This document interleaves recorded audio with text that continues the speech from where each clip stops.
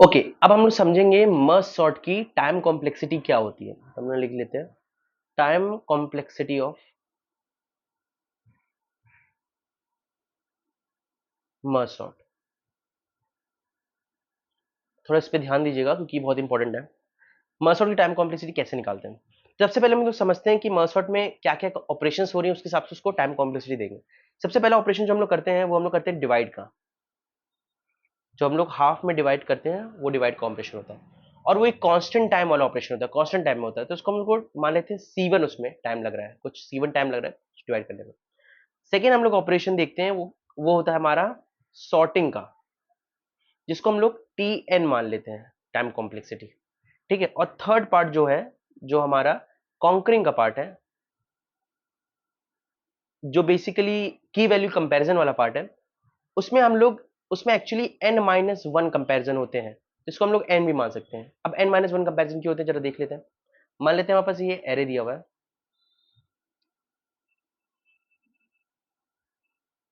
i यहां पर है, j यहां पर है।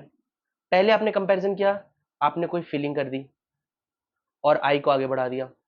ठीक है, फिर आपने कंपैरिजन किया, फिर आपने एक फिलिंग की और यहाँ मान लेते हैं जे को आगे बढ़ा दिया। फिर आपने कंपैरिजन किया और आपने आई को फिर आगे बढ़ा दिया। ठीक है, फिर आपने कंपैरिजन किया, आपने जे को आगे बढ़ा दिया। अब आप यहाँ पे कंपैरिजन करते हो और आई आउट ऑफ इंडेक्स, इंडेक्स से बाहर आ जाता है। तो आप देखो आपने एटलीस्ट 3 एंड 3 6 कंपैरिजन किए हैं।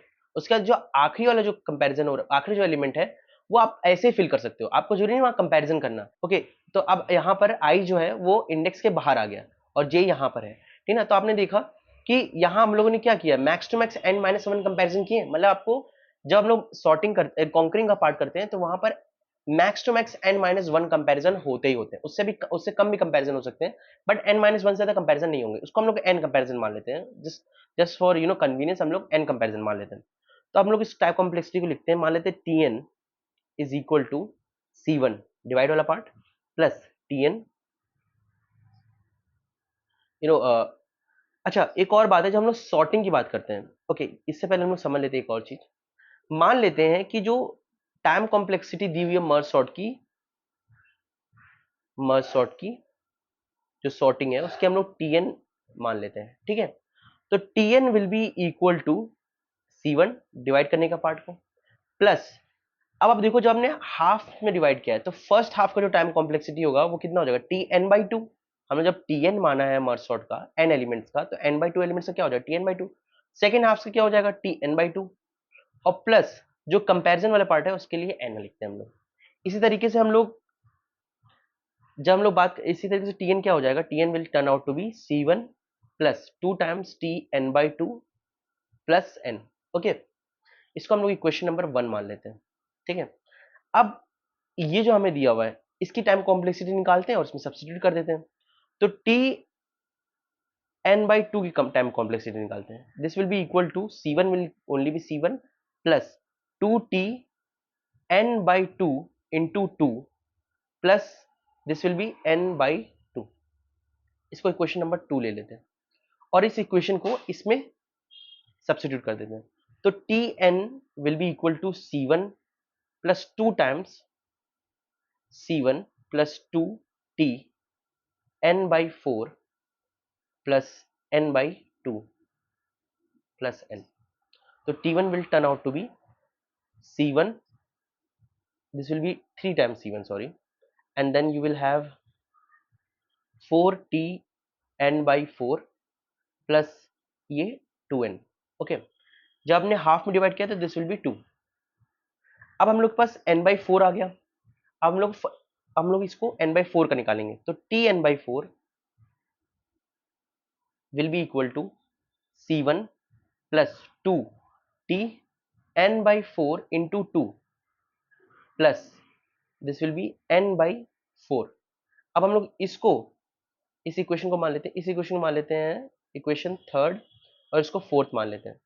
तो हम लोग जो फोर्थ वाली इक्वेशन को है सब्स्टिट्यूट करेंगे थर्ड वाली में। Tn will be equal to, this will be 3C1 plus 4 C1 plus 2 times T n/4 n/8 plus n/4 and this will be 2n। तो T1 will turn out to be 7C1 plus 8T n by 8 plus 3n। ठीक है, इसको equation of fifth मान लेते हैं। अगर आप यहां से देखोगे तो ये था, दिस वाज, इसको अगर आप ध्यान से देखो तो Tn/2 okay, this was Tn/2 okay. अब हम लोग फिर से आगे करते हैं। अब हम लोग देखते हैं इक्वेशन नंबर फिफ्थ है। इक्वेशन फिफ्थ को हम लोग ने, ओके, इक्वेशन फिफ्थ हमें लिख लेते हैं। फिफ्थ इक्वेशन दी हुई है Tn is equal to 7 times C1 plus we have 8T n by 8 plus 3n। ये ना इक्वेशन, हाँ, ये हमारे पास फिफ्थ इक्वेशन है। अब हम लोग इसको भी निकालेंगे, तो हम लोग ने निकालना Tn/8 ओके।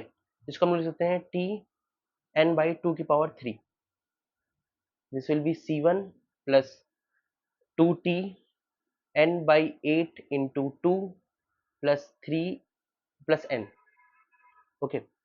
इसको हम लोग सब्सटीट्यूट करेंगे क्वेश्चन नंबर फिफ्थ में। ये क्वेश्चन नंबर फिफ्थ है, ये क्वेश्चन नंबर सिक्स है, तो इसको हम लोग फिफ्थ में सब्सटीट्यूट करते हैं। तो हमारे पास क्या मिलेगा, Tn is equal to, this will be 7C1 plus 8 C1 plus 2T n by 16 plus n, this will be n by 8 plus 3n. So this turned out to be Tn is equal to 7 8 15 C1 plus 16 Tn by 16 and this will be 4n okay। Equation number 7। आप कुछ comparison, आप कुछ similarities देख सकते हो। आप equation number 7 को compare करो, इक्वेशन नंबर 5 को कंपैरिजन करो, और आप देखो कि हम लोग Tn को हम लोग ऐसे लिख सकते हैं, Tn is equal to, this will be, जितनी बार आप डिवाइड कर रहे हो 2 की power 16 and 15, so it will be 2 की power k minus 1 C1 plus 2 की power k T n upon 2 की power k plus 4, this will be k times n, okay. यहां तक आपको समझ में आया। अब मान लेते हैं कि जो है ये हम लोग तब तक करते जा रहे हैं जब यहां पर जब एलिमेंट 1 नहीं हो जाता, तो मतलब हम लोग यहां कह सकते हैं कि n अपॉन 2 की power k is equal to, जब 1 हो जाएगा तो वो अपने में सॉर्टेड है, और जो अपने में सॉर्टेड है उसकी टाइम कॉम्प्लेक्सिटी कितनी है, 1 है। तो इसको जब हम लोग निकालेंगे तो n इज इक्वल टू 2 की पावर k, और जो हम लोग एंटी लॉ लेंगे दो तरफ, तो ये आ जाएगा हमारे पास log base 2 n is equal to k log 2 into, तो k will turn out to be log, okay. हम लोग इसमें सब्स्टिट्यूट करते हैं इसको, तो Tn is equal to log 2n minus 1 C1, no it will be 2 की पावर k, 2 की पावर k, ओ इसको काट देते हैं, गलत कर दिया हम लोगों ने। दिस विल बी 2 की power log base 2n okay minus 1, this will be 2 की पावर k, 2 की पावर log base 2n, और यहाँ पास time complexity of one element, first जो सिंगल एलिमेंट बचा है वो सॉर्टेड ही होगा, तो उसकी 1 ही हो जाएगी, प्लस यहाँ पर क्या है, k टाइम्स n है, तो this will be log base 2n into n log n okay. And then time complexity Tn is equal to, this will be n minus 1 C1 plus this will be 1, this will be n, this will be n plus n log n okay. तो हम लोग यहां तक पहुंच चुके हैं,